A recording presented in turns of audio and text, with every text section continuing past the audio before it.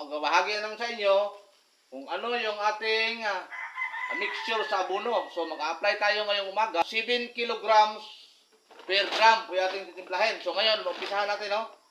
Ang una natin is itong Unique 16.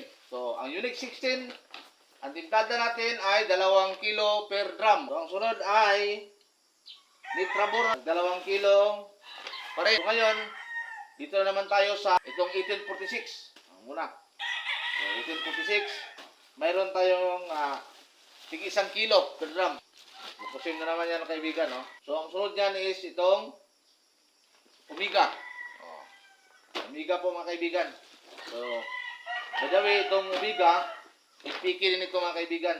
Mayroon din itong 23, I think 23.89 NPK.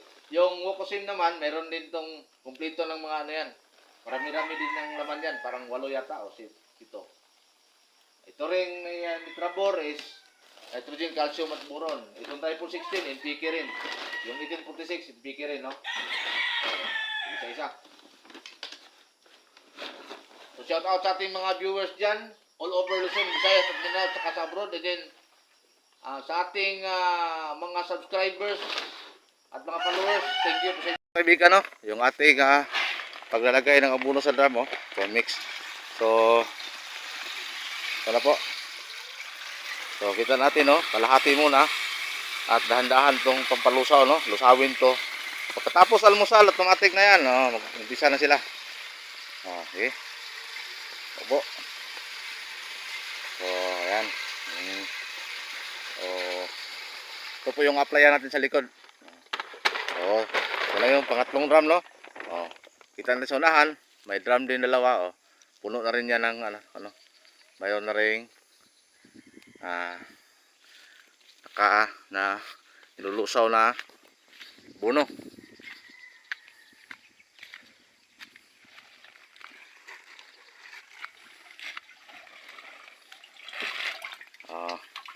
So mayroon na rin yan. So ito po yung ating applyan ngayon, 1 month old.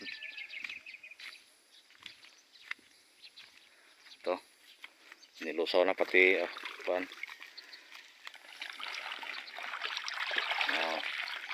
para sabay linis ng sako at para magamit pa sa sunod, no?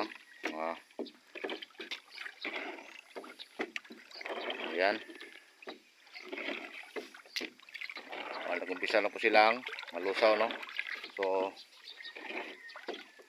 magagahan na tayo, almusal muna tayo. Pagkatapos yan, nalusaw na yan lahat. So proceed na tayo doon sa after breakfast, magdilig na tayo. So ito po, mga kaibigan, no? Yung ating tao, no? Makikita natin kung paano sila mag-apply nitong fertilizer. Kanyan lang ka-safety, mga kaibigan, no? Malayo po sa puno. Nasa isang 2 dangkal po, pahaba lang, Itong isa na naman, tingnan niyo, mga kaibigan, nasa gilid lang siya, mga kaibigan, para safety pa sa pawn shop yung ating mga halaman, So kanyan lang po sila, mga kaibigan, mabilis lang. So talagang medyo mainit po ang sikat ng araw ngayon dahil medyo tanghali na po, mga kaibigan. Nasa 9 o'clock na po tayo ng umaga, no? Ito po, update sa ating pag-apply ng abono sa ating 7 kilo per drum. So ang takal po natin, mga kaibigan, ay nasa 3 lata po yan every takal, mga kaibigan. Kasi malaki na po sila, malayo na po yung ugat, kaya malayo yung mga birada natin, tingnan natin, ganun lang, ganun lang. Malayo siya sa puno, tingnan mo. Talagang ang ugat niya, nandyan na yan, mahaba na yung ugat niya, mga kaibigan, Tingnan natin tong isa, ganyan lang. So ganyan lang, hawiin yung mga nakagapang, ilagay sa row, dahil pag nabagsakan niya ng abono, dido yan, kaibigan. So ganyan lang pala kadali, mga kaibigan, paglalagay ng pagdidrinsing, paglagay ng abono sa ating ampalaya. Ang edad ng ating ampalaya ay nasa 1 month na ito, mga kaibigan. So kung makikita natin, itong 2 taon natin naglalagay ng pataba. Nasa gilid lang, mga kaibigan, malayo siya dahil mahaba na po yung kanyang ugat. So nandito na lang, sa ating mga viewers, follow pa more for more details, no?